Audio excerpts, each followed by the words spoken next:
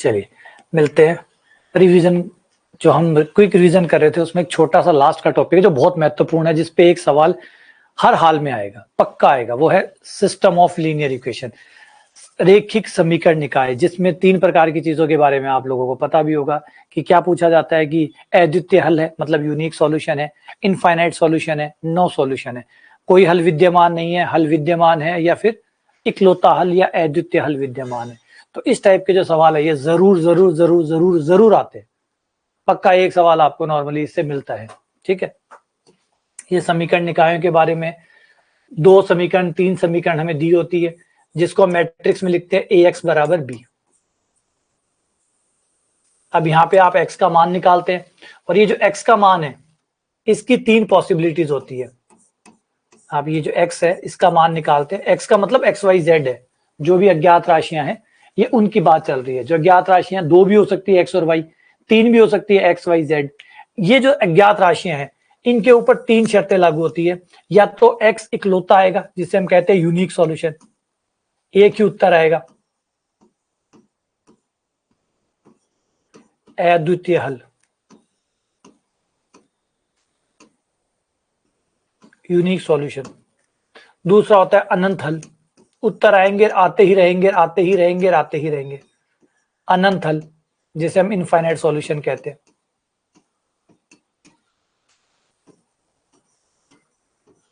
तीसरा होता है नो सॉल्यूशन, कोई उत्तर नहीं आएगा।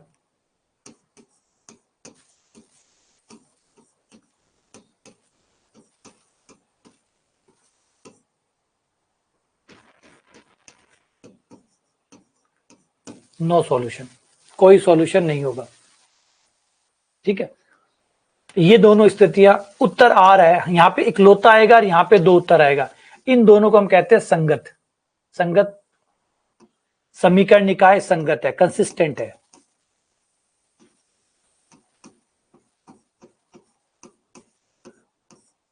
मतलब उत्तर दे रहा है।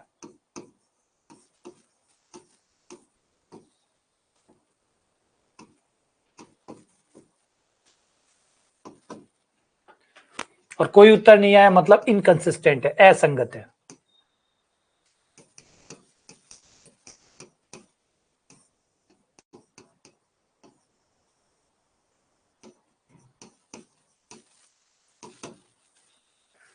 ठीक है, अब इनके लिए जो स्थितियां लगती है वो इंपॉर्टेंट है। स्थितियां क्या लगती है, इसमें हम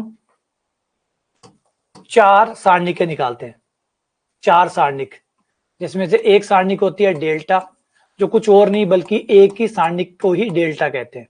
फिर होती है डेल्टा 1, डेल्टा 2 बिना x वाली, बिना y वाली, बिना z वाली, बिना x वाली, बिना y वाली, बिना z वाली, डेल्टा 1, डेल्टा 2, डेल्टा 3, डेल्टा। इन 4 सारणिकों की सहायता से हम ये बता सकते हैं कि स्थिति कौन सी है। जब भी अद्वितीय हल होगा तो डेल्टा नॉट इक्वल टू 0 होगा। डेल्टा नॉट इक्वल टू 0 है मतलब अद्वितीय हल है।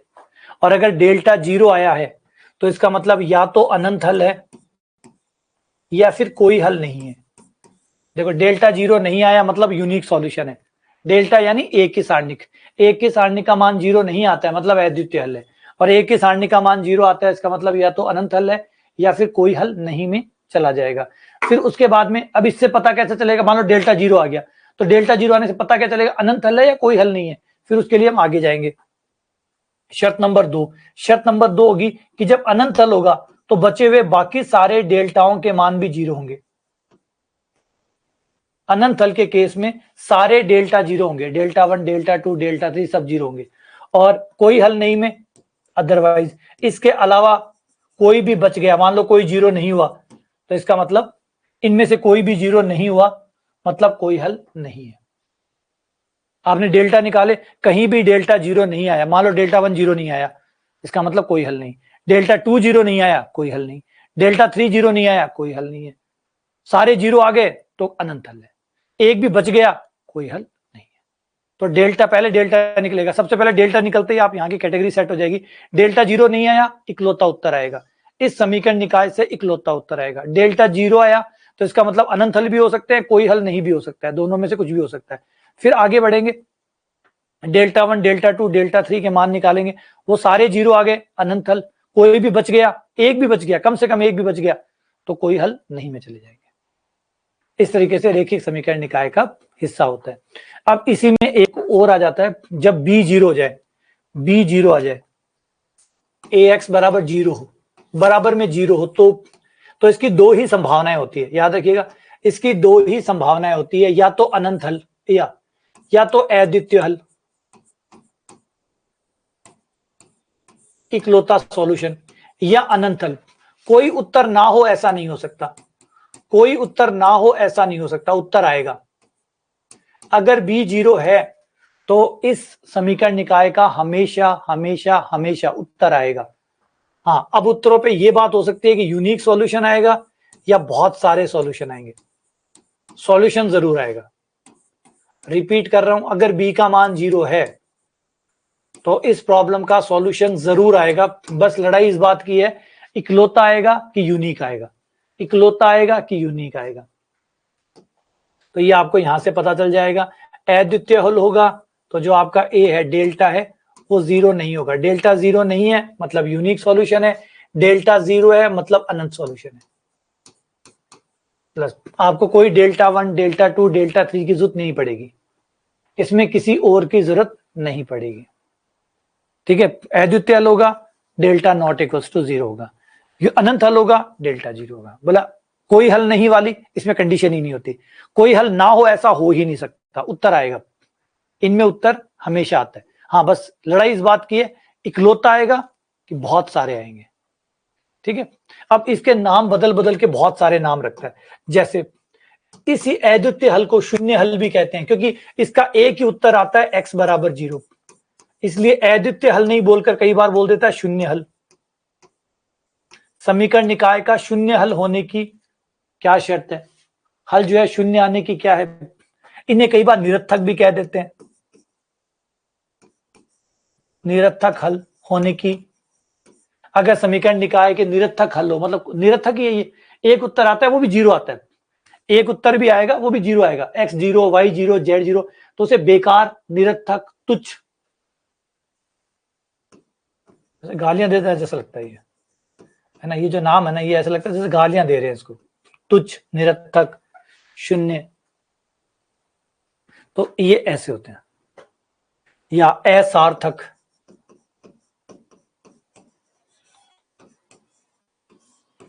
कुछ इंग्लिश में भी दे सकते हो आप इसे, ट्राइवल,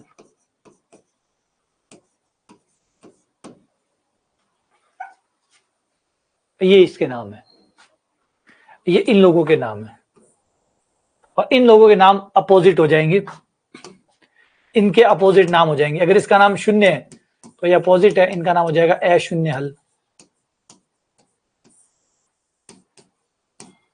निरर्थक है तो ये हो जाएंगे सार्थक, या अनिरर्थक, जो निरर्थ नहीं है, बेकार नहीं है, तुच्छ, अतुच्छ, क्योंकि बहुत सारे उत्तर आएंगे ना, तो अच्छे उत्तर भी आएंगे। ये कह रहा है असार्थक, सार्थक हल, ट्राइवल, नॉन ट्राइवल। तो इन सवालों में थोड़ा नाम से जरूर खेलने की कोशिश करता है पेपर वाला, कई नाम दे दे के, अब ताकि, क्योंकि ये बहुत आसान हो जाता है। अब वो अद्वितीय हल बता देगा तो आप तुरंत पकड़ लोगे, इसलिए वो क्या करता है, नाम बदल के कुछ ऐसे, है ना, फालतू के नाम डालता है जिससे पहचानने में थोड़ी सी परेशानी हो। क्योंकि यहां देखो अनंत हल आएंगे, अनंत हल के मतलब सारे उत्तर आएंगे, सारे, जीरो, नॉन जीरो, सब आएंगे, बहुत सारे उत्तर आएंगे, तो कोई तो काम का हो गई, इसलिए इनके नाम पड़ गए सार्थक, अनिरर्थक, अतुच्छ, अच्छे वाले उत्तर, सार्थक उत्तर, काम के ऊपर, नाम रोशन करने वाले उत्तर, है ना, कुल का नाम बढ़ाने वाले उत्तर, कल्याण करने वाले उत्तर, सार्थक उत्तर, जीवन को सफल बनाने वाले उत्तर, मोटिवेट करने वाले उत्तर, इन ये हो गए सारे बेकार उत्तर, बर्बाद करने वाले, खराब करने वाले, कुल का खराब करने वाले, नाम बदनाम करने वाले, डुबोने वाले। तो यही उत्तर है एक्स बराबर जीरो, और जीरो उत्तर को हम जीरो को क्या मानते हैं, बेकार सा, इन पे गालियां पड़ती है, इन पे तारीफें आती है, तो याद रखें। ठीक है, अब इनको ध्यान रखिएगा। आ जाओ, ये आपकी ए मैट्रिक्स है, इसके बारे में एकमात्र सही कथन कौन सा है? एकमात्र सही कथन कौन सा है? पहला ऑप्शन कि आई को -1 से गुणा कर दो, इकाई मैट्रिक्स को -1 से गुणा कर दो तो ए मैट्रिक्स बन जाएगी। क्या ये बात सही है? क्या ये बात सही है कि इकाई मैट्रिक्स को -1 से गुणा कर दूं, इकाई मैट्रिक्स को -1 से गुणा कर दूं तो ए आ जाएगा? नहीं आएगा, नहीं आएगा। क्यों नहीं आएगा? क्योंकि माइनस से गुणा करने पर नहीं आएगा। गलत, पहला गलत। क्योंकि -1 से गुणा करने पर आई को -1 गुणा करने पर ए बन जाएगा? नहीं, इनकी जगह ही अलग है।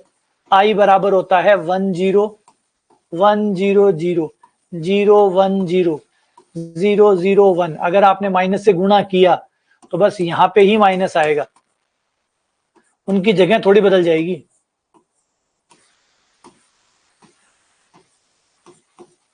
उनकी जगह थोड़ी बदल जाएगी। क्या ये ए के बराबर है? नहीं, ये ए के बराबर नहीं है। क्योंकि ए में देखो वहां आ रहा है -1 -1 -1, यहां आ रहा है, ना कि यहां आ रहा है। ये ऑप्शन, पहला ऑप्शन कंफ्यूज करने के लिए डाला गया ताकि कोई सोचे माइनस से गुणा ही तो है, इकाई मैट्रिक्स का माइनस से गुणा ही है। लेकिन इकाई मैट्रिक्स के 1 ऐसे होते हैं, इधर होते हैं, ना कि उधर होते हैं, है ना। इकाई मैट्रिक्स के 1 इधर होते हैं, ना कि उधर होते हैं। हाँ, लेकिन इनमें एक कमाल की बात है कि अगर आप इसका स्क्वायर निकालते हैं, वो इंटरेस्टिंग है। अगर आप इसका स्क्वायर निकालते हैं, मतलब ए को ए से गुणा करते हैं, वो देखो, वो मजेदार है। ये बड़ी खास मैट्रिक्स है। इसका जब आप स्क्वायर करोगे, पहली पंक्ति पहला स्तंभ, पहली पंक्ति पहला स्तंभ 0 0 -1, पहली पंक्ति दूसरा स्तंभ 0, पहली पंक्ति तीसरा स्तंभ 0, दूसरी पंक्ति पहला स्तंभ 0, दूसरी पंक्ति दूसरा स्तंभ 1, दूसरी पंक्ति 0 0 0 1। अब देखो, अब इकाई मैट्रिक्स आई, अब इकाई मैट्रिक्स आई, ए स्क्वायर बराबर आई। ये आपका सही आंसर है, ए स्क्वायर बराबर आई।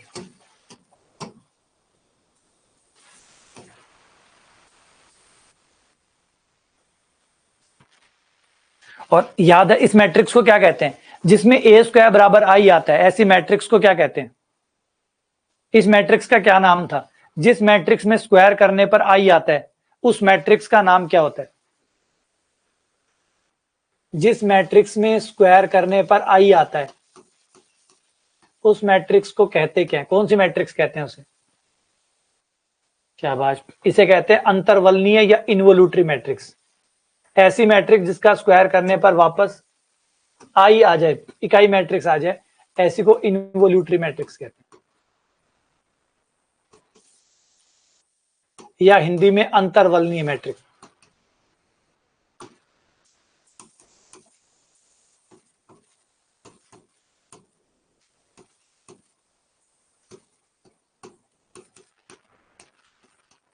और ये एक अंतर्वलनीय मैट्रिक्स का एग्जाम्पल है। इस टाइप की जो मैट्रिक्स होती है ना, ये अंतर्वलनीय मैट्रिक्स का एग्जाम्पल है, क्योंकि इनका स्क्वायर करने पर आई आता है। अगला क्वेश्चन आ गया। इस समीकरण का कोई हल नहीं है तो अल्फा का मान बताइए। कोई हल नहीं है तो अल्फा का मान बताइए। ये समीकरण निकाय है, ये 3 समीकरण है। 3 समीकरण से कोई उत्तर नहीं आता, 9 सॉल्यूशन आता है। 9 सॉल्यूशन आता है तो बताइए अल्फा का मान कितना होगा? नहीं, वर्ग सम नहीं होता। वर्ग सम होता है आइडम्पोटेंट, ए स्क्वायर बराबर ए, उसे कहते हैं वर्ग सम। ए स्क्वायर बराबर वापस ए आ जाता तो वो वर्ग सम कहलाता है। तो पहले कोई सॉल्यूशन नहीं है तो सबसे सॉल्यूशन न होने की शर्त होती है ए की सारणिक बराबर 0। पहले तो ये शर्त लगाओ, क्योंकि 9 सॉल्यूशन की शर्त होती है कि सारणी का मान 0 आएगा। तो ए की सारणी का मान 0 है, पहले इस शर्त का उपयोग करो, देखो आंसर में हम कहां तक पहुंचते हैं। अल्फा 1 1 एक्स वाई जेड का गुणांक, दूसरे समीकरण में एक्स वाई जेड का गुणांक 1 अल्फा 1, तीसरे समीकरण में 1 1 alpha.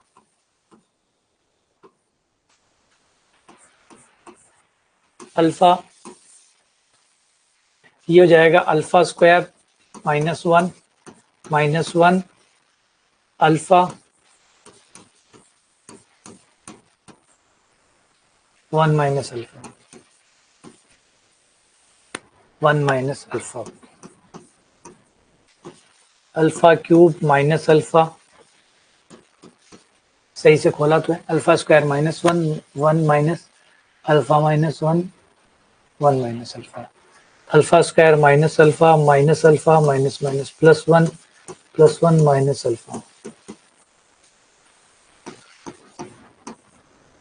Alpha cube minus 3 alpha plus 2। कोई ऐसा अल्फा का मान सोचो जिससे समीकरण 0 हो जाए। तो मिल गया अल्फा बराबर 1, अल्फा बराबर 1 रखने पर 0 आ रहा है, तो अल्फा का एक मान तो हमें मिल गया, लेकिन अल्फा के भी 2 मान और बचे, वो निकालते हैं। तो अल्फा बराबर 1 मिल गया, अल्फा माइनस 1 गुणनखंड हो गया, ये फैक्टर हो गया, बचे हुए अल्फा के मान। लेकिन क्या अल्फा बराबर 1 उत्तर है? पहले ट्राई कर लेते हैं। क्या अल्फा बराबर 1 उत्तर है? नहीं, अल्फा बराबर 1 उत्तर नहीं है। क्यों नहीं है?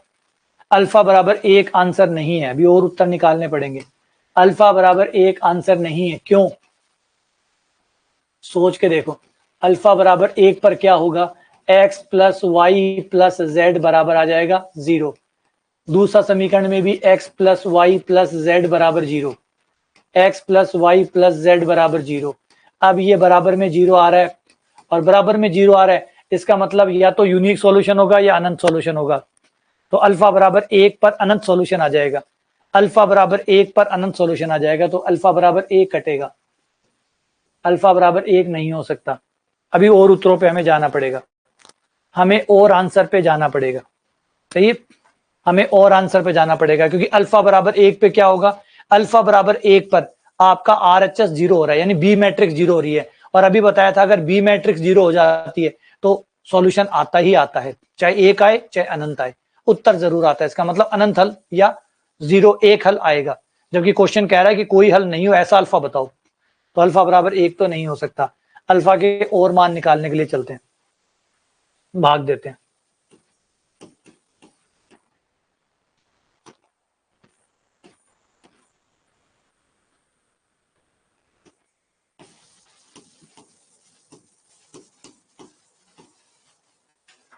भाग देने पर alpha square alpha cube minus alpha square, ये कट गया, alpha square minus 3 alpha plus 2 plus alpha, alpha square minus alpha, दोनों को घटाने पर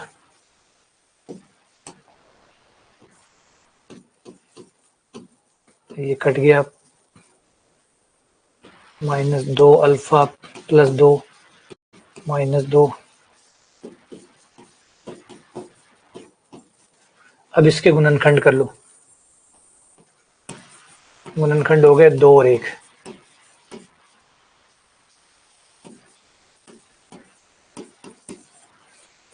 ये हो गया अल्फा प्लस 2 और अल्फा माइनस 1।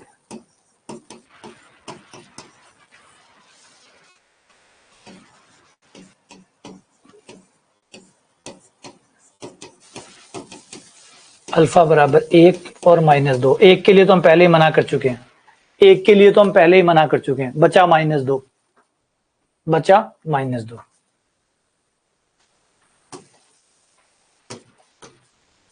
लेकिन वैसे हमें माइनस 2 पे भी टिक लगाने से पहले सावधान रहना चाहिए, हमें ये चेक करना चाहिए। कायदा तो ये कहता है सवाल अगर गेम नहीं खेल रहा है आगे, क्योंकि एक ऑप्शन दिया हुआ नॉट -2, क्या पता -2 भी गलत हो, क्या पता -2 भी गलत हो, क्योंकि जो हमने शर्त लगाई है ना, ये शर्त साझा शर्त है, ये अनंत हल की भी शर्त है और कोई हल नहीं की भी शर्त है। याद रखिए, ये जो अभी आपने शर्त लगा के निकाला है, इससे अनंत हल भी होते हैं, इससे अनंत हल भी होते हैं और इससे कोई हल नहीं भी होता है, दोनों होते हैं। तो क्या पता ये अनंत हल वाला है या कोई हल नहीं वाला है। हम तो टिक मार रहे हैं, इसलिए पहले जरूरी है -2 को भी एक बार हम चेक करें कि भैया -2 धोखा नहीं देगा। लेकिन विश्वास करें या चेक करें, अब ये फंस जाते हैं यहाँ पे, ये विश्वास करें कि नहीं यार दो अब थोड़ी खेलेगा हमारे साथ, -2 ही आंसर होगा। एक होता है कि नहीं यार क्या पता खेल जाए, क्या पता खेल जाए, रिस्क क्यों ले, ट्राई कर लो। ठीक है, क्लियर है? क्योंकि अब आपको क्या होगा, एक शर्त और कंफर्म करनी पड़ेगी। अभी याद करो पीछे, कोई हल नहीं और अनंत हल के अंदर कोई हल नहीं और अनंत हल के बीच में क्या अंतर होता है? डेल्टा जीरो इसमें भी होता है, डेल्टा जीरो इसमें भी होता है। उसके बाद में कोई एक सारणिक कम से कम एक सारणिक नॉन जीरो निकलेगी, कोई भी एक, उसके अलावा delta one, delta two, delta three, इनमें से कोई एक नॉन जीरो निकले तब जाके होता है कोई हल नहीं। तो पहले गारंटी लो कि एक सारणिक और ऐसी है जो जीरो नहीं है, तब जाके हम ये कह सकते हैं हाँ भाई कोई हल नहीं होगा। वरना हो सकता है -2 भी हमारे साथ खेल रहा हो सकता है खेल रहा हो। लेकिन बस यही है कि पेपर वाले पे हम विश्वास करते हैं कि हम जैसे बच्चों पे वो इस तरीके की व्यवहार नहीं करेगा, है ना। अब यहां हम चेक करेंगे तो टाइम बर्बाद होगा। सही है, आ जाओ। देखो पहले मान निकालना भी सीख लो। Delta one, delta two, delta three कैसे निकलता है? डेल्टा वन कैसे निकलता है? डेल्टा वन का मतलब होता है एक्स वाले को छोड़ दो, एक्स वाले को छोड़ दो, एक्स वाले कॉलम को छोड़ दो, उसकी जगह बराबर वाले कॉलम को ले आओ। एक्स वाले को छोड़कर उसकी जगह बराबर वाले कॉलम को ले आओ। और अल्फा का मान हम -2 ट्राई कर रहे हैं, अल्फा का मान -2 ट्राई कर रहे हैं। तो एक्स वाले कॉलम की जगह बराबर वाला कॉलम आ जाएगा। तो -2, -1, -2, -1, -2, -1, ये हो गया -3, -3 और -3। ये एक्स वाले कॉलम की जगह बराबर वाला कॉलम खड़ा हो जाता है। डेल्टा टू के केस में वाई वाले कॉलम की जगह बराबर वाला कॉलम खड़ा हो जाएगा। जेड डेल्टा थ्री के केस में जेड वाले कॉलम की जगह बराबर वाला कॉलम आ जाएगा। बाकी फिर वैसे का वैसे लिखना है। फिर वाई का कॉलम जो कि है 1, -2, 1। फिर जेड का है 1, 1, -2, तो -3, 4, -1, ये -1, ये हो गया 6 + 3 + 1।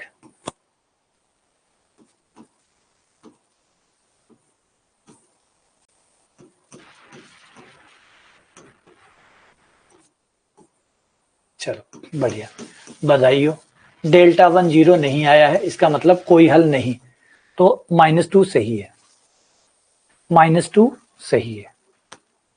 समझ रहे हो? अब ये यहाँ पे दोनों ऑप्शन थे। अब यहाँ पे हम क्या करें? यहाँ पे हम नहीं चेक करते हैं। अगर मैं delta one, delta two, delta three नहीं चेक करता, मत करो। हो सकता था ये हमारे साथ खेल रहा होता, यहाँ हो सकता था दोनों ही ऑप्शन गलत हो, -2 भी गलत हो। -2 पे भी delta one, delta two, delta three सब तीनों जीरो आ रहे होते, अनंत हल भी हो सकता था। और क्वेश्चन कह रहा है नो अल्फा वो बताओ जिससे नो सॉल्यूशन आए। और नो सॉल्यूशन का मतलब है डेल्टा तो जीरो हो, लेकिन delta one, delta two, delta three में से कम एक बंदा ऐसा हो जो नॉन जीरो, वो अल्फा चाहिए। अब वो अल्फा के लिए फिर हमें चेक करना पड़ेगा। और ऑप्शन नोट -2 भी दिया हुआ है, इस वजह से हमें चेक करना पड़ेगा। चाहे तो हम सवाल वाले पे विश्वास कर सकते थे कि नहीं भाई हमारे साथ ऐसा थोड़ी खेलेगा, लेकिन हो सकता है वो हमारे साथ खेल भी ले। तो देखो डेल्टा बराबर जीरो जो होता है ना, डेल्टा जीरो होना या एक ही सारणी का मान जीरो होना, एक ही सारणी का मान या डेल्टा जीरो होना, इसके दो अर्थ निकलते हैं। इससे ये भी निकलता है कि अनंत हल है, इससे इनफाइनाइट सॉल्यूशन भी निकलता है, और इससे आपका कोई हल नहीं है ये भी निकलता है। लेकिन इनमें से कौन सा है उसके लिए फिर आपको आगे जाना पड़ता है, आगे जाके कंफर्म होता है कि इन दोनों में से कौन सा सच है। आगे जाने के बाद इस केस में आपका delta one, delta two, delta three सब जीरो आएंगे, इसका मतलब अनंत हल है। और एक भी बच गया, कम से कम एक नॉन जीरो है।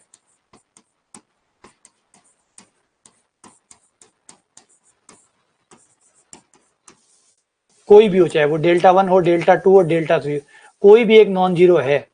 इन तीनों में से कोई एक भी नॉन जीरो है, चाहे वो 1 हो, चाहे वो 2 हो, चाहे वो 3 हो, इनमें से कोई भी एक नॉन जीरो है तो फिर कोई हल नहीं है। तो इसलिए हमें आगे भी कंफर्म करना पड़ता है कि भाई ये अनंत हल, ये जो अल्फा बराबर -2 आया है, ये अनंत हल देगा या कोई हल नहीं देगा। क्योंकि हमने तो ये शर्त लगाई थी ना, ये शर्त तो दोनों में आती है। इसका मतलब जो अल्फा के मान आ रहे हैं वो अनंत हल के लिए भी आ रहे हैं और वो कोई हल नहीं के लिए भी आ रहे हैं, दोनों के लिए आ रहे हैं। तो कैसे पता चलेगा कि अनंत हल है या कोई हल नहीं है? तो फिर आगे जाके और डेल्टा वन, डेल्टा टू निकाल के कंफर्म करना पड़ता है कि अनंत हल के लिए है या कोई हल नहीं के लिए, उससे फिर वो अलग होते हैं। ये सवाल में पेचीदगी थी। इसके लिए आपको अगर ये चीज पढ़नी है क्लास में जाइए, क्लास में जाके पढ़िए, वहां मिल जाएगा आपको। डिटेल वाली जो क्लास है उसमें जाइए, मैट्रिक्स वाला टॉपिक है, मैट्रिक्स डिटर्मिनेंट वाला टॉपिक है, उसमें पूरा 1-2 लेक्चर इसी बात पे खर्च किए हुए हैं। अनंत हल में क्या करना होता है, इसमें क्या करना होता है, इसमें क्या करना होता है, उसको आराम से तसल्ली से पढ़िए, वहां पे डिटेल से पूरा पढ़िए। अगर कंफ्यूजन है, अब आपको पता चल गया कि इसको लेके मुझे कंफ्यूजन है तो फिर मेन लेक्चर में जाइए, छोरी लेक्चर में जाइए, वहां जाके उसको पढ़ के आइए। आ जाओ, 1 beta alpha alpha, alpha beta 1 beta. अगर इस समीकरण के मूल अल्फा और बीटा है, ये आपकी इक्वेशन है, इसके मूल अल्फा बीटा है, तो इस सारणिक का दोनों मैट्रिक्सों का गुणनफल किसके बराबर होगा? तो दोनों की अगर हम गुणा कर दें तो कितने आ जाएगी? पहली पंक्ति गुणा पहला स्तंभ, अल्फा प्लस बीटा। पहली पंक्ति गुणा दूसरा स्तंभ, पहली पंक्ति गुणा पहला स्तंभ, पहली पंक्ति गुणा दूसरा स्तंभ, बीटा प्लस बीटा स्क्वायर। दूसरी पंक्ति पहला स्तंभ,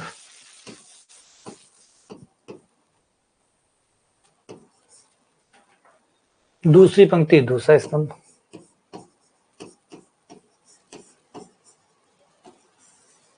अल्फा बीटा। ठीक है, हाँ वैसे भी कर सकते हैं, सही कहा। तो एक तो आप ये समझो कि सवाल ने हमें क्या क्या दिया है। हमें सवाल ने दिया है कि ये इसके मूल है, मूल हमेशा समीकरण को संतुष्ट करते हैं, इसलिए अल्फा को रखने पे भी ये 0 आएंगे। Alpha square plus alpha plus 1 बराबर 0 होगा। बीटा भी मूल है तो ये बीटा को भी संतुष्ट करेंगे, बीटा रखने पर भी 0 आएगा। मूल है ना, मूल तो वही होते हैं जो संतुष्ट करते हैं। मूल क्या होते हैं? जो समीकरण को संतुष्ट करते हैं। अच्छा, हमें पता है कि मूलों का योग, हम ये भी जानते हैं कि मूलों का योग माइनस बी बटा ए होता है। माइनस बी बटा ए, यहाँ पे ए का मान 1, बी का मान 1 और सी का मान 1। तो मूलों का योग होता है माइनस का बी बटा ए, जिससे माइनस का 1 आ जाएगा। मूलों का गुणनफल जो कि सी बटा ए होता है, सी का मान 1, ए का मान 1, 1 बटा 1, 1। मूलों का योग 1, मूलों का गुणनफल 1। अब यहां से आप पे मान निकालो, जो हम निकाल चुके हैं वो रख दो। अल्फा प्लस बीटा का मान कितना है? मूलों का योग -1। बीटा स्क्वायर प्लस बीटा का मान यहां से निकाल लो, बीटा स्क्वायर प्लस बीटा का मान -1, ये -1 आ गया। अल्फा स्क्वायर प्लस अल्फा का मान -1, अल्फा बीटा का मान प्लस का 1, 1 और 1 2 हो गए, ये आ गया -1 -1 -1 2, ये आंसर आ गया। सही है। अगर इसमें थोड़ी सी पार्क की नजर लगाएं तो एक चीज है जो कमाल की है। अगर इसमें एक ध्यान देखें तो ये, अगर हम इस पे जुगाड़ की तरफ जाएं तो एक प्यारा सा जुगाड़ इसमें चिपक सकता है। वो ये है कि इस समीकरण को देखिए, इस समीकरण को देख के कुछ याद आया? इस समीकरण को देख के कुछ याद आया कि ये जो समीकरण है x square plus x plus 1, ये द्विघात समीकरण आपको 2 रूट देती है इकाई के घनमूल, एक तो ओमेगा, एक ओमेगा स्क्वायर। याद है? यही होते हैं इकाई के जो 2 घनमूल होते हैं, इकाई के जो 2 घनमूल होते हैं वो इसी से आते हैं। इकाई के 3 घनमूल होते हैं, एक ओमेगा, एक ओमेगा स्क्वायर। एक तो आता है x माइनस 1 से, और ओमेगा और ओमेगा स्क्वायर आते हैं x square plus x plus 1। इसी के टुकड़ों से आपको ओमेगा और ओमेगा स्क्वायर मिलते हैं। तो ये ओमेगा है, यानी अल्फा जो है वो आपका ओमेगा है और बीटा जो है वो ओमेगा स्क्वायर है। अल्फा जो है वो ओमेगा है और बीटा जो है वो ओमेगा स्क्वायर है। बस ये रखो मान, और अब दोबारा सॉल्व करो। अल्फा की जगह बीटा की जगह ओमेगा स्क्वायर, अल्फा की जगह ओमेगा, और गुणा कर दो। पहली पंक्ति पहला स्तंभ, ओमेगा प्लस ओमेगा स्क्वायर, ये हो गया ओमेगा स्क्वायर, ओमेगा की पावर 4, ओमेगा की पावर 4 का मान ओमेगा होता है। इन दोनों की गुणा करने पर ओमेगा स्क्वायर प्लस 1 आ गया। Omega square, omega plus omega square, ये आ जाएगा ओमेगा स्क्वायर 2 ओमेगा स्क्वायर, 2 पहली पंक्ति omega cube, 2 omega cube. Omega plus omega square का मान -1 होता है, -1 -1 -1, और ओमेगा क्यूब का मान प्लस। तो इन दोनों तरीकों से आप कर सकते हैं। जुगाड़ तो देखो, जुगाड़ के लिए तो एक्स्ट्रा दिमाग चाहिए। जुगाड़ लगाने के लिए तो आपको वो दिखना चाहिए जो सवाल में कोई और नहीं देख पा रहा कि अच्छा ओ ये तो इकाई के घनमूल है, ये तो इकाई के घनमूल है। इकाई के घनमूल है तो अल्फा कौन हुआ, ओमेगा। बीटा कौन हुआ, ओमेगा स्क्वायर। बस हो गया काम, कोई अल्फा बीटा कुछ नहीं करना पड़ा। भाई अल्फा कौन, क्योंकि ये समीकरण इकाई के घनमूलों की है। इकाई के जो दो घनमूल होते हैं ओमेगा और ओमेगा स्क्वायर, वो इसी से तो आते हैं। तो ये इकाई के घनमूल है के समीकरण है। अल्फा बीटा कौन है, ये ओमेगा और ओमेगा स्क्वायर है। बस यही तो है, नाम बदले हुए हैं खाली। अल्फा बीटा का सही रूप पता चला, लिखो, गुणा करो, उत्तर आ गया।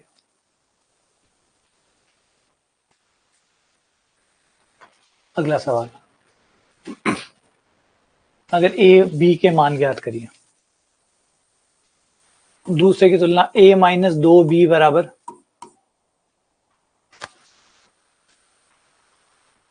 -3।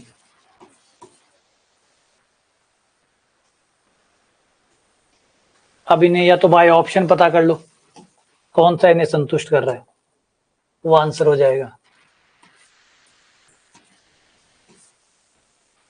या सॉल्व कर लो।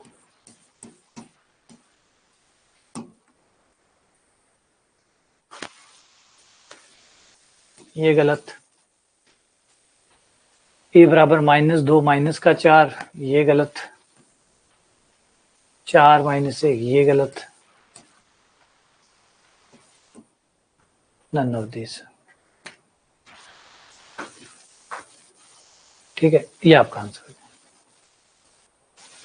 ठीक है, सॉल्व करने पर, हाँ अगर सॉल्व करना चाहते हो सॉल्व कर लो, सॉल्व करना चाहते हो तो सॉल्व कर लो।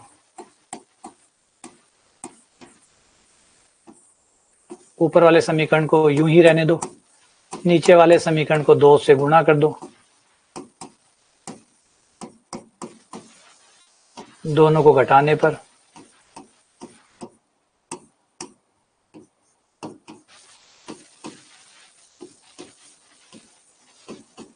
b बराबर 2, b का मान 2 रखते ही a का मान 1, a बराबर 1 और b बराबर 2 आएगा। a बराबर 1 आएगा, b बराबर 2 आएगा। तो ऐसा कोई ऑप्शन नहीं है जो a बराबर 1 और b बराबर 2 हो। अगला क्वेश्चन, निम्न में से कौन सा कथन सही है? सही कथन चुनना है। Following statement is correct. इनमें से सही कथन कौन सा है? सारणिक एक वर्ग आव्यूह है। Determinant is a square matrix. सारणिक किसी भी आव्यूह से जुड़ी एक संख्या है। सारणिक एक वर्ग आव्यूह से जुड़ी एक संख्या है। और नन ऑफ दीज। कल ही हम लोगों ने बात की थी, फिर भी आप लोग गलत दे रहे हैं। कल क्या पढ़ा था हमने? हमने पढ़ा था सारणिक एक नंबर है। सारणिक एक नंबर है, मैट्रिक्स नहीं है सारणिक। सारणिक एक वर्ग मैट्रिक्स को कन्वर्ट करके एक नंबर में बदला जाता है, उसे सारणिक कहते हैं। उसका जो निचोड़ होता है ना, उसको नंबर कहते हैं। तो पहला ऑप्शन सीधा गलत हो गया। ये कह रहा है कि सारणिक जो है वो एक वर्ग मैट्रिक्स है। नया भाई, वर्ग मैट्रिक्स नहीं है। सारणिक वर्ग मैट्रिक्स नहीं है। सारणिक वर्ग मैट्रिक्स नहीं है। हाँ, वर्ग मैट्रिक्स से बनती है। जैसे गन्ने का जूस गन्ना थोड़ी होता है। गन्ने का जूस गन्ना थोड़ी होता है। अब आप कहो गन्ने का जूस, तो गन्ने का जूस गन्ना थोड़ी होता है। हाँ, गन्ने में से निकलता जरूर है, गन्ने को निचोड़ के निकाला जरूर जाता है, लेकिन आप गन्ना नहीं कह सकते उसको। गन्ने के जूस को गन्ना नहीं कह सकते। संतरे के जूस को संतरा नहीं कह सकते। बहुत कुछ है जो संतरे में से निकाल के बना हुआ है। तो एक वर्ग मैट्रिक्स को, पहले तो एक वर्ग मैट्रिक्स होती है, फिर उसको आबरा का डाबरा करके एक नंबर में बदला जाता है, उससे कहते हैं सारणिक। वो जो नंबर बनता है वो सारणिक है। हाँ, वर्ग मैट्रिक्स होती है, फिर उसे आबरा का डाबरा करते हैं, फिर एक नंबर में बदलते हैं, इसी का नाम सारणिक है। तो दूसरा कथन क्या है? सारणिक किसी भी आव्यूह, ना हर कोई आव्यूह नहीं चलती। हर कोई आव्यूह नहीं चलती, वर्गाकार आव्यूह चलती है, इसलिए ये गलत। हर कोई आव्यूह नहीं, वर्गाकार आव्यूह को लीजिए, फिर उसे एक नंबर में बदलिए, उसे सारणिक कहते हैं। ऑप्शन नंबर 3, सारणिक एक वर्ग आव्यूह, ठीक है, से जुड़ी एक संख्या, हाँ उसके साथ जुड़ा हुआ एक नंबर है। हाँ जी, ये कथन है। सी सही हुआ, एक वर्ग आव्यूह से जुड़ा हुआ एक नंबर है। वर्ग आव्यूह को आप एक नंबर, अच्छा यहां पे पूछोगे एक नंबर ये क्यों बोला जा रहा है? एक नंबर मैंने बताया था सारणिक को। सारणिक एक नंबर, आपके वर्ग मैट्रिक्स को एक नंबर के बराबर रखना है आपको। वो नंबर आप चाहे जैसे बना सकते हैं, इसलिए कोई जरूरी नहीं कि वो तरीका जो इसने हम जो यूज करते हैं वही एकमात्र तरीका है। कल मैंने इसके बारे में 50 तरीके बताए थे, मैंने कहा हजारों तरीके आप बता सकते हो जिससे आप इन सारे नंबरों को एक नंबर में कन्वर्ट कर सकते हो। तो सैकड़ों तरीके हो सकते हैं जिससे आप एक नंबर में बदल सकते हो। तो एक्चुअली सारणी का आइडिया सिर्फ ये है कि एक नंबर बनाना, सारणी का एक नंबर बनाना, बनाने के तरीके अनंत है। तो एक्चुअली में सारणी क्या हुआ, सारणी का जो वर्ग मैट्रिक्स है उसे आप एक नंबर में कन्वर्ट कर लीजिए, बस ये सारणी है। अब कैसे बदलते हो, किस तरीके से बदलते हो, ये आपका तरीका हो सकता है, अमित जी का तरीका, किसी और का तरीका, किसी और का तरीका, लेकिन आइडिया वर्ग मैट्रिक्स को एक नंबर में लिखना मैट्रिक्स या सारणी कहलाता है। ठीक है,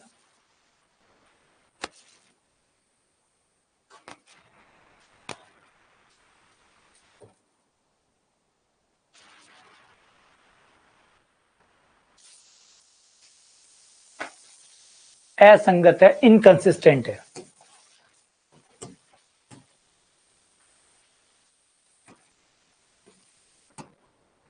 असंगत है मतलब सारणी का मान 0 है।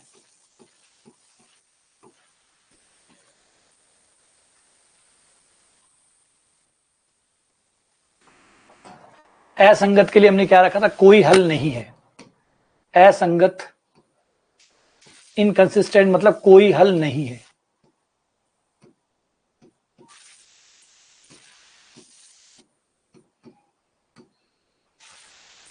असंगत मतलब कोई हल नहीं है। तो पहले तो ए का सारणिक मान 0 करो,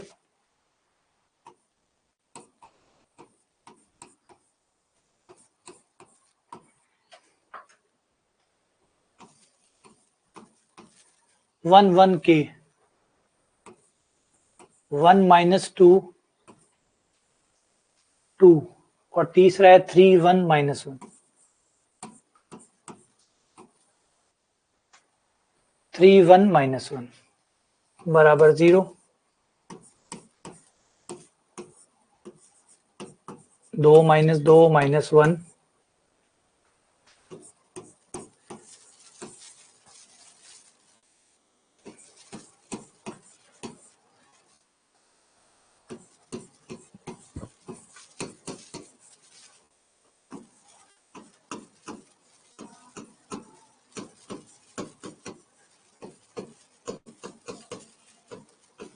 के बराबर आ गया माइनस का 1। अब याद रखिए कि ये जो आंसर आया है ये अनंत हल का भी आया है, ये उत्तर अनंत हल का भी आया है। अब यहां जाके थोड़ा सा हमें एक्स्ट्रा दिमाग लगाना पड़ता है कि ये जो के का मान -1 आया है, के का मान -1 आ गया, लेकिन हमने शर्त कौन सी लगाई है, एक ही सारणिक बराबर 0। एक ही सारणिक बराबर 0 शर्त होती है, अनंत हल की भी होती है और कोई हल नहीं की भी होती है, दोनों की होती है। लेकिन सवाल है कोई हल नहीं हो, इसका मतलब के बराबर -1 पे या तो अनंत हल आएंगे या फिर कोई हल नहीं आएगा। लेकिन अगर ऑप्शन देखें तो ऑप्शन के अनुसार ये बात एक ही उत्तर है और कोई उत्तर है नहीं। अगर उत्तर में नन ऑफ दीज होता या और होता तो के बराबर -1 को हम आगे जाके चेक और करते, क्या पता के बराबर -1 पर अनंत हल हो। लेकिन यहाँ पे हम ऑप्शन की मदद ले सकते हैं। ऑप्शन, चारों ऑप्शन में उत्तर दिए हुए हैं, कोई भी ऑप्शन नन ऑफ दीज नहीं है, कोई भी ऑप्शन ये कह रहा है के विद्यमान नहीं है, ऐसा तो नहीं कह रहा ना, नहीं कह रहा, इसका मतलब के का मान है और यही एक है और कोई है नहीं। तो इसका मतलब ऑप्शन की सहायता, एक तो ये आंसर प्लस ऑप्शन, दोनों की मदद से हम कंफर्म हो सकते हैं कि -1 हमारा आंसर है। याद रखिए, अगर नन ऑफ दीज ऑप्शन होता है यहाँ पे तो हमें के बराबर -1 को सवाल में रख के सारणिक Δ1 Δ2 Δ3 में से कोई एक नॉन जीरो आए, ये जरूरी है।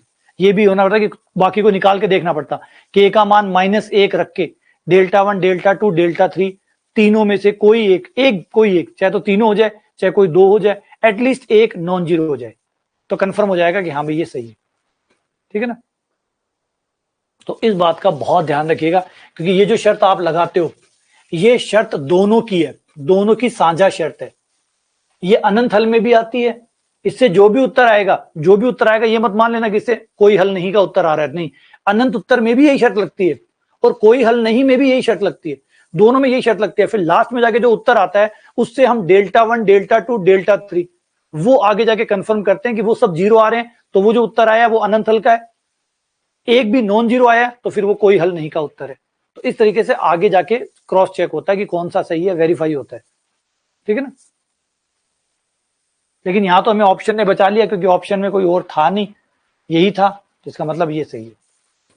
अच्छा, डेल्टा 2 जीरो नहीं आ रहा, बस ठीक है, कोई है, डेल्टा 1 आए, डेल्टा 2 आए, डेल्टा 3 है, कोई बस एक नॉन जीरो आ रहा है, मतलब कोई हल नहीं वाली स्थिति दे रहा है, के बराबर -1।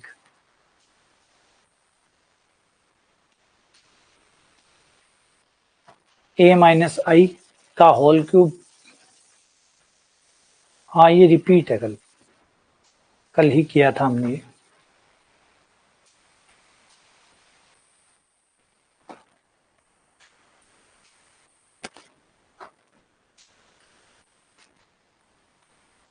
हाँ, इसका आंसर यही था, ए आंसर था इसका।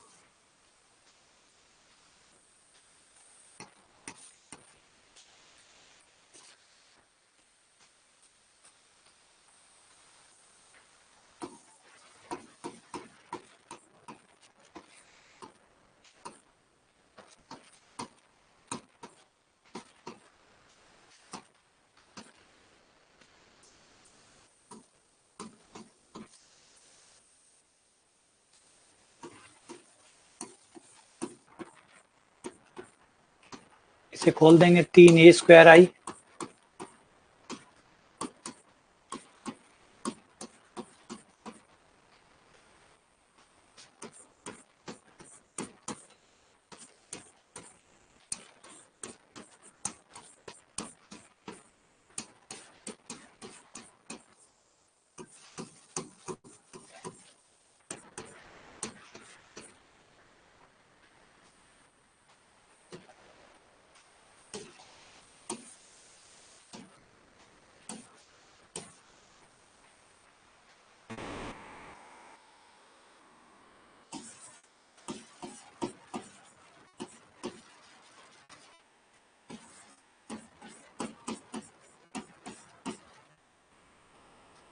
ए क्यूब हो जाएगा, ए क्यूब को हम लिख लेंगे a² इंटू ए,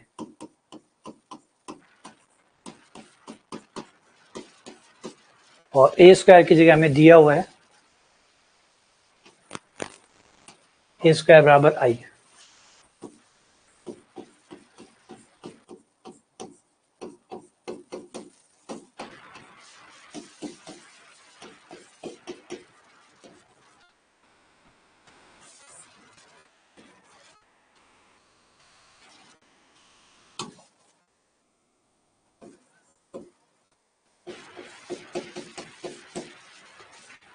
ये आंसर होगा, ठीक है।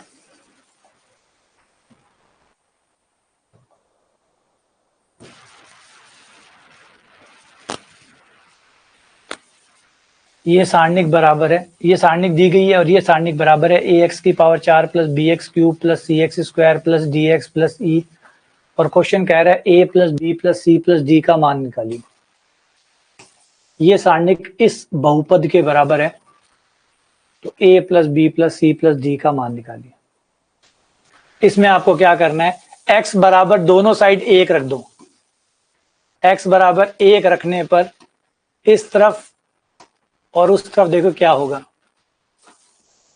ये हो गया 1 1 1 2 1 1 1 6 6, और इस तरफ हो गया a plus b plus c plus d आ गया। बस क्या करना था, x का मान 1 रखना था, x का मान 1 रखा, ये आ गया। अब इसका विस्तार कर लो, सारणिक का मान निकाल लो, ये हो गया 6 माइनस 6 माइनस का 2, 6 माइनस, अरे 6 माइनस 6 क्या, दो पंक्तियां सेम हो गई क्या, कर क्या रहे हैं, दो पंक्तियां सेम हो गई, ये देखो पंक्ति नंबर 2 और पंक्ति नंबर 3 सेम है, सारणिक का मान 0। तो 2 लाइन का सवाल था, x बराबर 1 रखो, दो पंक्तियां सेम है, सारणिक का मान 0, a plus B plus C plus D बराबर 0। लेकिन आसान सवाल से भी पहले आपको गुजरना होता है, पहले आपको पता होना चाहिए ना, आसान का भी तो पता होना चाहिए आसान है, बिना पता हुए भी आसान का भी क्या पता चलेगा। तो करना क्या था, खाली x का मान 1 रखना था, फिर आपका काम हो गया। सही है। अच्छा, x का मान a की क्यों चुना? क्योंकि आपको a plus B plus C plus D चाहिए होता। ठीक है। अब कई बार ये भी होता है कि a minus B plus C minus D चाहिए होता, तो आप x बराबर -1 रखते, क्योंकि x बराबर -1 रखने पर ये प्लस, ये माइनस, ये प्लस, ये माइनस आ जाएगा। तो x का मान 1 रखना है या क्या रखना है वो उस हिसाब से होता है। कई बार सवाल कहता है कि d का मान निकालो, ऐसे सवालों में कहता है d का मान निकालो, कि d का मान कितना होगा। सवाल यही रहता है, d का मान पूछता है। d का मान निकालने के लिए आप x का मान 0 रख दो, x का मान 0 रखने पर d का मान आ जाएगा, क्योंकि x का मान 0 रखने पर a कट जाएगा, a 0 जाएगा, b 0, c 0, केवल d 0 जाएगा, e बच जाएगा। ये कहां तक? e तक था ना। a b c d, ये हमारा e भी है साथ में इसमें ना। अच्छा, आगे भी है, ये e तक जा रहा है, ये a b c d e तक है। क्वेश्चन में पूछा केवल a b c d पूछा, e नहीं पूछा। चलो e का मान निकालते हैं, e का मान निकालते हैं। a प्लस बी प्लस सी, ये e छुप गया। आ जाओ, बढ़िया है। एक कदम और आगे चलते हैं, e का मान और निकालते हैं। अब देखो e का मान कैसे निकलेगा, गौर करो, e का मान कैसे निकलेगा। e का मान निकालने के लिए x का मान 0 रख दो, 0 0 0 0, e बच जाएगा। x का मान 0 रखने पर, जैसे x का मान 0 रखोगे, ये हो गया 0 0 0 0 0 2 0 6 6, और इधर ये सब 0 0 0 0 और e का मान। इसका एक रो पूरा 0 है, ये कॉलम पूरा 0 हो तो सारणी का मान 0 हो जाता है। ये 0 हो गया, e का मान 0 आ गया। अब e का मान 0 रखने पर ये आ जाएगा a plus B plus C plus D बराबर 0। सही है। सवाल बढ़िया होते हैं, इनमें खाली आपको प्रॉपर्ली x का मान सही से रखना होता है, आपको सही से मान रखना होता है, x का कौन सा मान रखूं। ठीक है, चलो आगे बढ़ते हैं अगले सवाल पे। अगला सवाल ये रहा कि P एक 3 गुणा 3 की मैट्रिक्स है जिसकी सारणिक का मान 10 है, तो -3P के सारणिक का मान क्या होगा। अगर P की सारणिक का मान 10 है तो -3P के सारणिक का मान क्या होगा। P कोई सारणिक है जिसका मान 10 है, तो -3P के सारणिक का मान क्या होगा। कल भी ये जो आया था, मैंने बताया था आप लोगों को, आप लोगों में से ज्यादातर के साथ प्रॉब्लम ये रहेगी कि ये डंडे देख के आपको लगेगा कि ये मापांक आ गया, माइनस को प्लस कर देगा। माइनस को प्लस करने के लिए नहीं आया है ना, ये होता है। इसमें आपकी जो भी संख्या होती है वो बाहर आ जाती है, माइनस हो तो माइनस सही थी वापस आ जाती है, वो संख्या बाहर आ जाती है जो भी है। जैसे -3 है तो -3 बाहर आ जाएगा और उसकी पावर हो जाएगी n। यही हमारा गुणधर्म कहता है, यही हमारा रिजल्ट कहता है कि जो भी होगा, चाहे वो माइनस हो चाहे प्लस हो, वो उसके साथ छेड़खानी करेगा ही नहीं, बस वो उसको बाहर दे देगा विद n पावर। यहाँ पे n का मतलब है उसका साइज, उसका साइज 3/3 है, यानी n का मान 3 है, तो ये n का मान 3 हो गया, 3 की पावर 3, और ये p का हो गया 10। अब कोई यहाँ पे जबरदस्ती इसको मोड बनाए और प्लस का चिन्ह लगाए तो उसके लिए आंसर है ये रहा प्लस का 270। अगर कोई जबरदस्ती अपने हाथ की लगाएगा, फालतू में ही लगाएगा, तो उसके लिए प्लस का 270 ए ऑप्शन में डला हुआ है। तो ये कोई मोड नहीं है जो माइनस को प्लस कर देगा, ये सारणिक है। तो -3 हो जो भी है वो पूरा का पूरा बाहर आएगा विद n पावर। ठीक है, पढ़ जाऊं आगे। हाँ, ये लोग दिखा के डरा रहा है बस, खाली बहुत सारे लोग लगा दिए ताकि थोड़ा सा डर पैदा हो जाए। ये होता भी है, ऐसा नहीं कहूँगा डरोगे नहीं, बिल्कुल डरोगे, इतने सारे लोग देख के ऐसे ही डर लग जाते हैं। तो कई बार तो सवाल का मेन मकसद ये भी रहता है कि डरा दो, खाली बच्चे को डरा दोगे तो वो ऐसे लगेगा कि यार पता नहीं क्या पूछ लिया, इतने सारे लोग लगा दिए, इतने सारे लोग तो कभी सॉल्व होते ही नहीं है। होता छोटा सा सवाल है, निकलता छोटा सा सवाल है। तो अगर याद हो तो इसमें आप अपना नियम लगाएंगे, बेसिक नियम जो लोग का होता है, आधार को हटाने वाला नियम। लोग ए बी है, मुझे आधार ए हटाना है, तो इसमें आ जाता है लोग जो भी आधार रखना है, मान लो मुझे ई रखना है, log ई बी log ई ए, बस ये फॉर्मूला है। ये फॉर्मूला लगा दो, आपका आंसर आ गया।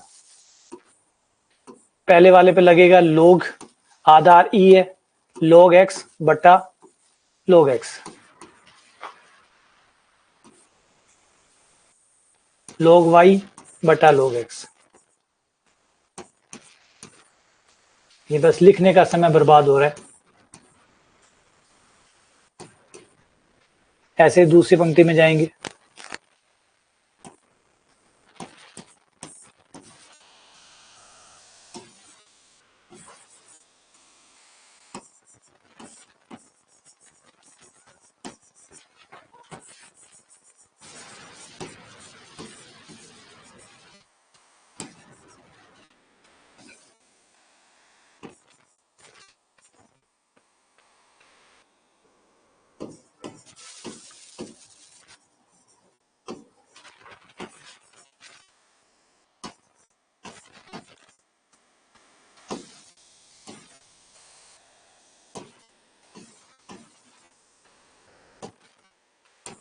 अब पहली रो से 1/log x कॉमन, दूसरी रो से 1/log y कॉमन, तीसरी वाली से 1/log z कॉमन।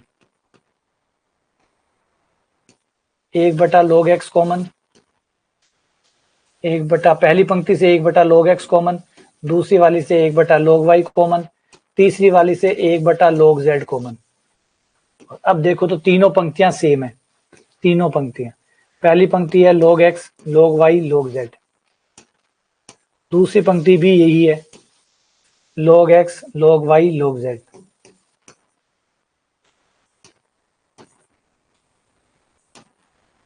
ये भी वही है, तीसरी पंक्ति भी वही है log x log y log z। दो पंक्तियां सेम हो तो ही जीरो हो जाती है सारणी। यहाँ तो तीनों पंक्तियां सेम है, जीरो आ गया और बाहर वाला भी गुणा होके जीरो हो गया। ये आंसर है। तो देखो ध्यान से, तो सवाल में था कुछ नहीं, बस एक चाबी थी, वो प्रॉपरली लगानी थी और फिर सवाल स्वाहा, इतना सा सवाल।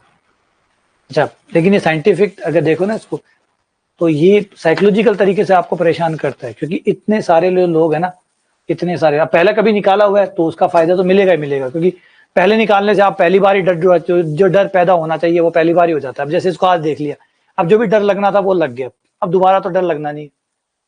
अब तो उतनी बार एक कोई डरावनी मूवी देख लो, जो डर होगा वो पहली बार का ही होगा। एक बार देख लिया, डर होना था, जितना डरना था डर गए। दोबारा देखोगे आपको पहले पता होगा यहाँ भूत आएगा, यहाँ नहीं आएगा, यहाँ जाएगा, ऐसे मरेगा, ऐसे आएगा, खत्म हो जाता है वो। तो सेम वही सवालों से एक बार गुजर जाते हो तो वो डर भी चला जाता है। तो इनमें सिर्फ एक बेसिक फॉर्मूला ये यूज करना था, कॉमन निकालना था, सब कुछ दो पंक्तियां, तीनों पंक्तियां सेम हो जाती है, वो जीरो नहीं।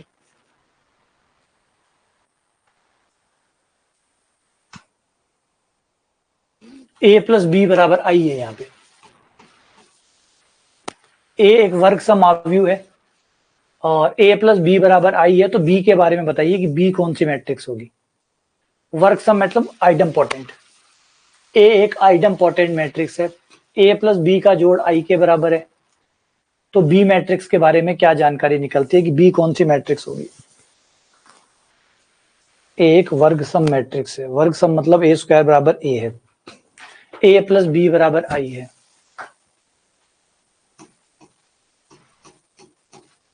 ए प्लस बी बराबर आई है, तो बी के बारे में क्या पता लगता है। पता नहीं, कुछ पता लग तो नहीं रहा। ये कह रहा है क्या पता लगता है, कुछ भी नहीं लग रहा। तो तुक्के मार दो, कुछ भी मार दो यार, हद होगी। फिर पढ़ने का क्या फायदा, तुक्का मारने के लिए पढ़ने की जरूरत नहीं पड़ती है आपको। तुक्का मारने के लिए पढ़ने की जरूरत नहीं पड़ती है, एक बस रबड़ ले लो, उस पे ABCD लिख लो और फेंकते रहो ना। क्या है मेहनत करने आ रहे हो, क्यों टाइम वेस्ट कर रहे हो। तुक्का ही मारना है, ए मार दिया, बी मार दो, सी मार दो, निकाल, सवाल सामने आया, बी उत्तर आ गया आपका, हद होगी। इतने जीनियस तो हम यहाँ है नहीं, यहाँ पे कोई सवाल देखते ही बी आंसर आ गया। और तुक्के ही मारने हैं तो उसके लिए पढ़ाई की जरूरत ही नहीं है। उसके लिए कहीं अच्छी सी जगह, मंदिर वंदिर जाओ, पूजा पाठ करो, अपनी तीसरी आंख खोलो, पहाड़ों पे जाओ। ए स्क्वायर बराबर ए प्लस बी बराबर आई। इसका करें तो क्या करें, कोई उपाय तो नहीं दिख रहा।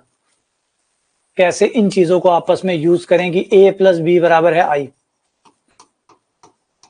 a स्क्वायर बराबर है a,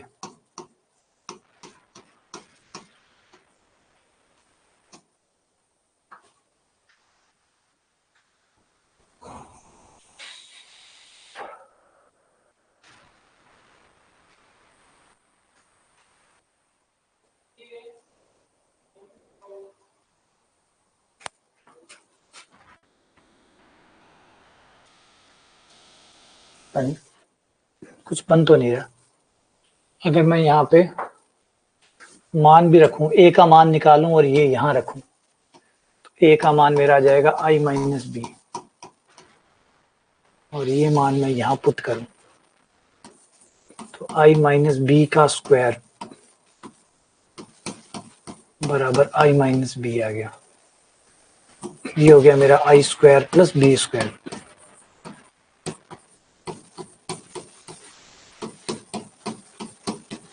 बराबर i minus B, I square I हो गया,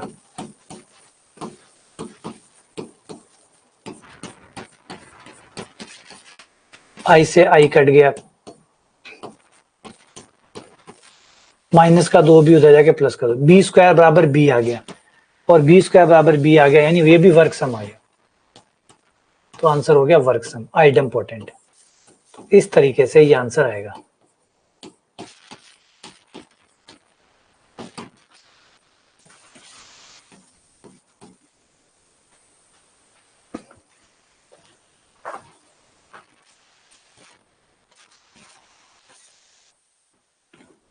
बोलने में क्या, 4 ऑप्शन है, कुछ भी बोल दो, कुछ तो सही जाता ही है।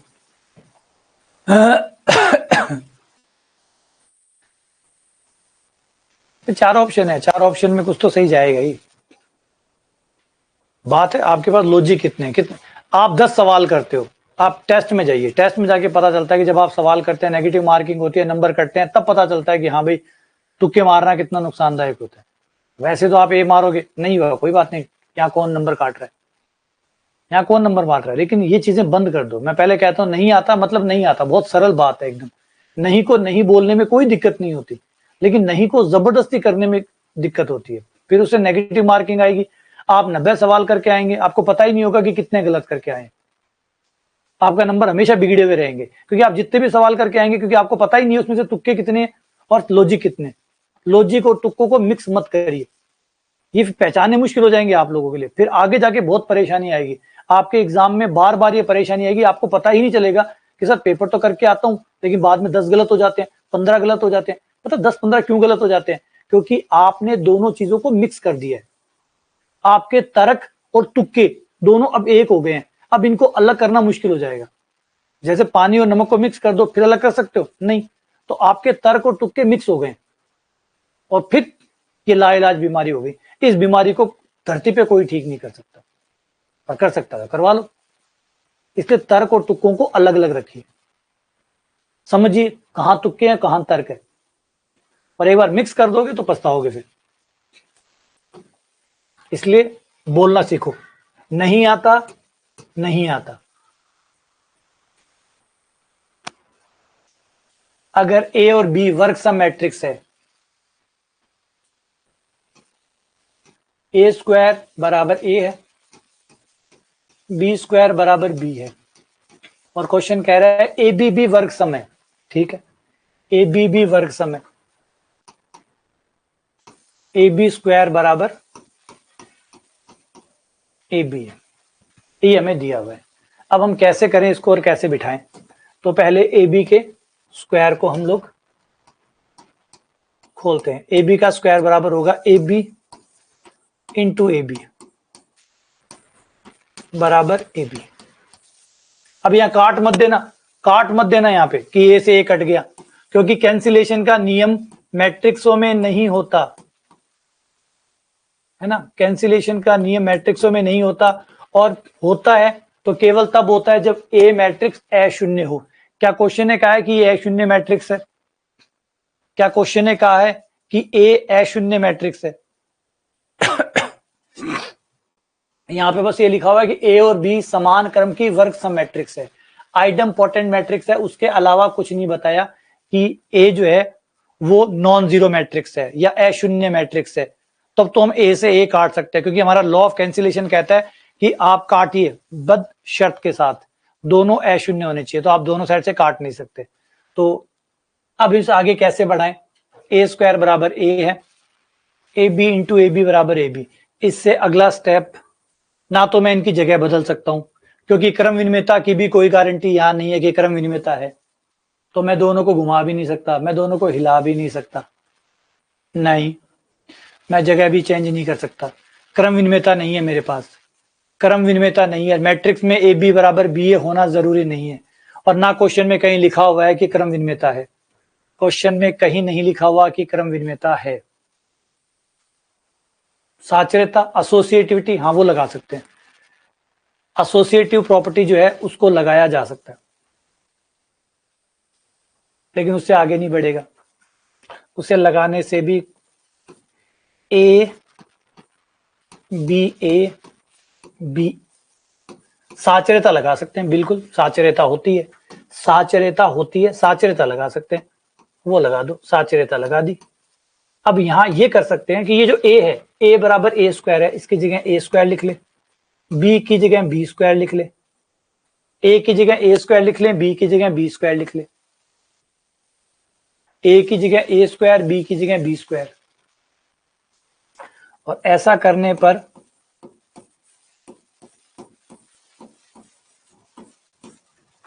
इसे लिख दें a इंटू ए, इसे लिख दें b इंटू बी,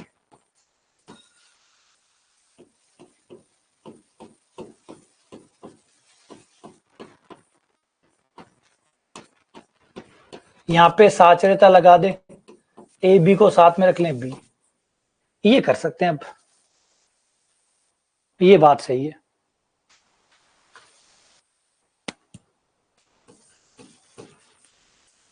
अब इनको अगर हम एक तरफ कर लें, तो एक तरफ कर लें तो ये होगा A B A minus A B,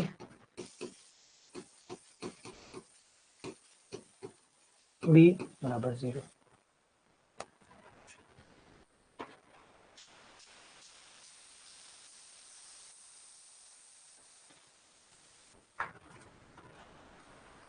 तो यहां तो एक नतीजा, तो यहां से आगे कैसे बढ़े?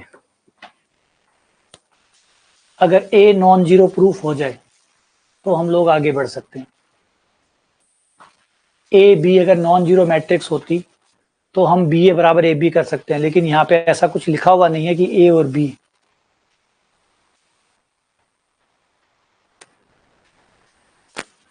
उत्तर तो मिला सकते हैं, ये रहा उत्तर, अगर आपको ये लो सर निकाल दो, लेकिन बात वही है ना, फिर मैंने पहले कहा ना तुक्का और तर्क मिक्स हो जाएंगे, फिर हमें खुद भी नहीं पता चलेगा कि हमारे तुक्के कौन से हैं, तर्क कौन सा है। यहाँ पे भी उत्तर तो मिला देता, ये लो ए से ए काटा, बी से बी काटा, ए बी बराबर बी है, ये लो, और हो सकता है ये सही भी निकल जाता, लेकिन मैंने आज जो सीखा वो है तुक्का, ये मुझे कहीं ना कहीं आगे जाके मरवाएगा। फिर समझ रहे हो बात को, कहाँ प्रॉब्लम आ जाती। आज तो अच्छा होता, आज तो सब भला हो जाता, आज उत्तर भी आ जाता, मैं खुश भी हो जाता, घर भी चला जाता, लेकिन ये गलत सीखा हुआ, याद रखिए कहीं ना कहीं मिलता है आपको वापस, तो गलत सीखने से दिक्कत ये हो जाती है। अब यहाँ पे मैं ए से ए काट दूं, बी से बी काट दूं, बी ए बराबर ए बी हो जाए, और मेरे ख्याल से सही भी हो जाएगा, ए बी बराबर बी, लेकिन बात यह है कि जिस तरीके से हमने उत्तर निकाला है वो तरीका गलत है, तो क्या हम गलत तरीके के साथ, तरीका चाहे गलत हो उत्तर मिलाना चल जाएगा? मतलब वैसे हो गया जैसे पैसे कमाने हैं, चाहे तरीका गलत ही क्यों ना हो, क्या चल जाता है ना? ऐसे नहीं होता, ऐसे नहीं होता, ऐसे नहीं होता। धर्मेंद्र कह रहे हैं कि इनको एक तरफ कर लो, फिर कॉमन निकाल लो, फिर ए बी माइनस आई हो जाएगा, फिर बराबर में 0 लिखा हुआ है तो आप ए बी को 0 कर दो, ए बी बराबर 0 कर दो, और ए बी माइनस आई बराबर 0 कर दो, जिससे एक उत्तर आ जाएगा ए बी बराबर 0। नहीं, क्यों? क्योंकि मैट्रिक्सों में x गुणा y बराबर 0 आने का मतलब ये नहीं होता कि x 0 है या y 0 है। ये नियम हम पढ़ के आए हैं कि मैट्रिक्सों में ये नहीं होता है कि दो मैट्रिक्सों की गुणा 0 आ रही है तो इसका मतलब दोनों में से एक 0 है, नहीं। अगर दोनों की गुणा 0 आ रही है तो इसका कई मतलब निकलते हैं। ये हमारे नंबरों में होता था कि 2 की गुणा 0 आ रही है तो या तो पहला जीरो है या दूसरा जीरो है या दोनों जीरो है। लेकिन यहाँ पे बिना जीरो के भी जीरो आ सकते हैं, कोई जरूर, अगर ये दोनों जीरो आए हैं इसका मतलब ये नहीं कि दोनों को जीरो होना पड़ेगा, बिना जीरो के भी जीरो आते हैं, तो ये नतीजा नहीं निकलता, ये गलत है। तभी तो मैं समझा रहा हूं ना, उत्तर निकालना तो आसान ही है, उत्तर तो कई तरीके हैं, आपने ए बी बराबर जीरो निकाल दिया, निकल गया। गलत तरीके तो सीखने बहुत आसान है, फिर ये गलत तरीके आगे मरवाते हैं।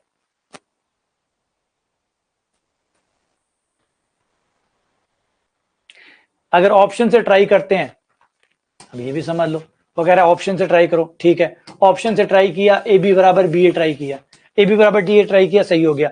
लेकिन क्वेश्चन में लिखा हुआ है इफ एंड ओनली इफ, इसका मतलब इधर से इधर तो सत्य हो गया, इधर से इधर वापस कैसे आए?